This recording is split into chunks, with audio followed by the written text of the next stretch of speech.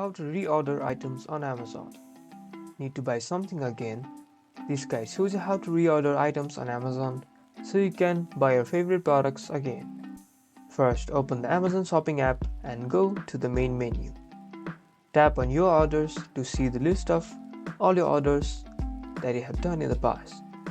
You'll see all the items that you have bought in the past, including the ones that you have recorded. Find the item that you want to reorder. Next, tap on the item and you'll see a Buy It Again option or Reorder button. Tap on it to add it to your item cart. You can then go to your cart and proceed to checkout and buy the product again.